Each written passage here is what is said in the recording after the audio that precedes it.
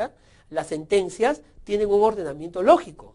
Casi todas ellas tienen una parte introductoria que ellos le llaman considerandos y también tienen una parte resolutoria, donde está contenida la decisión jurisdiccional. Este sentido lógico de las resoluciones es llevado por el magistrado al momento de interpretar. Un juez, ¿qué recibe de las partes?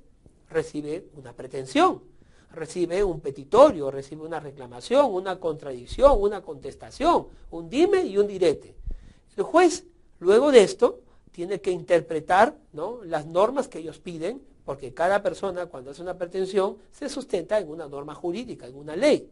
Y el juez deberá encontrar el vínculo entre esa pretensión y la ley que esta persona está invocando, y por la cual recurre a él para buscar justicia.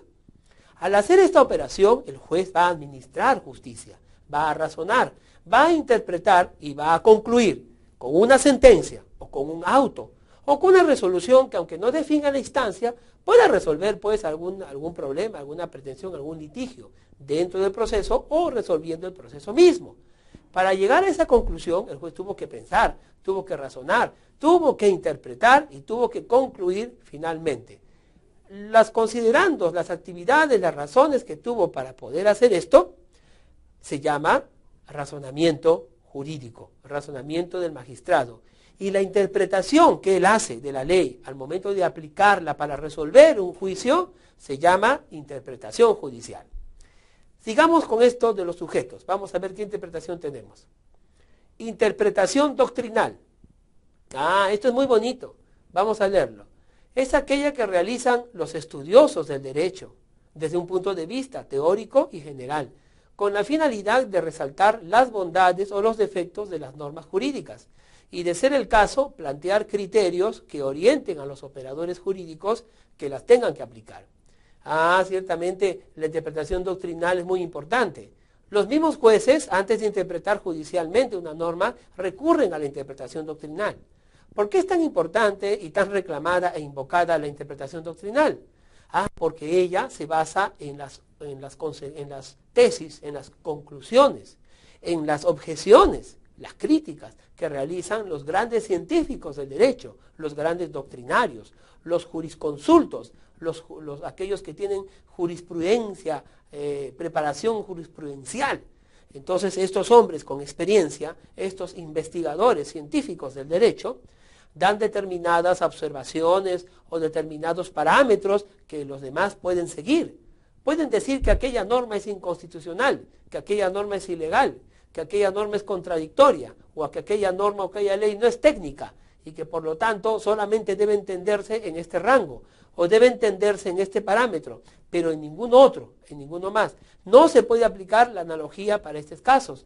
Esta ley no se puede aplicar para este otro caso, solo se aplicará para este caso en particular.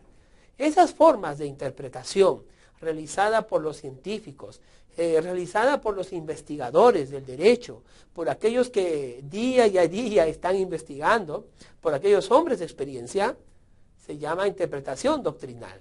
La doctrina es el fruto de los estudios, la doctrina es el fruto y el efecto de la investigación, la consecuencia inmediata de todo abogado o abogada que se pone a estudiar y a concluir cosas tremendas, cosas, epifanías jurídicas. El investigador del derecho, por supuesto, tendrá siempre una doctrina que compartir. Los grandes jurisconsultos, aquellos que armaron el derecho desde la época romana, por ejemplo, fueron todos ellos parte de una doctrina. Todo derecho, toda norma que es escrita, promulgada, positiva, etcétera, codificada, tiene pues una mente que la originó. Y además está decir que ha habido constituciones incluso que fueron redactados muchas veces hasta por una sola persona, grandes hombres a quienes se les ha encargado la redacción de ciertos códigos. No podemos tampoco negar que hay códigos civiles y códigos procesales civiles que han tenido siempre un mentor, una persona que, nacida de su experiencia y de su observación y de su investigación del derecho, ha planteado ciertas tesis, ciertas doctrinas. Los grandes parámetros jurídicos, por ejemplo, los grandes principios jurídicos, fueron establecidos, no fueron establecidos pues por ángeles del cielo, sino por seres humanos, materiales y mortales, que pues pensaron en algún momento cosas tan interesantes como el indubio pro reo, como el principio de que quien afirma un hecho tiene que probarlo, como el principio de quien reclama una demanda o pretende algo tiene que tener legitimidad para obrar, principios pues como el hecho de tener voluntad, la manifestación de voluntad en materia civil, el dolo, la culpa en materia penal, ¿no? Todo esto fue producto del razonamiento jurídico, todo esto fue producto de la interpretación doctrinal.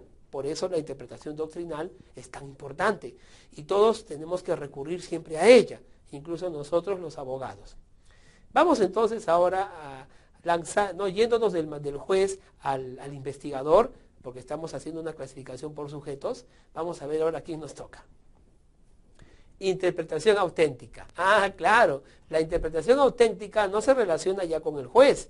No, tampoco se relaciona con el doctrinario, el investigador del derecho, no. La interpretación auténtica se relaciona con alguien a quien nosotros a veces no queremos o tenemos una mala impresión. Y estamos hablando del legislador. Sí, el legislador, o sea, el congresista, aquel que emite una ley, aquel que legisla. Ojo, y no olvidemos que esto es muy importante entenderlo, toda norma positiva tiene que ser debidamente promulgada, debidamente legislada. ¿En qué consiste la interpretación auténtica? Vamos a leerlo juntos. La realiza el legislador.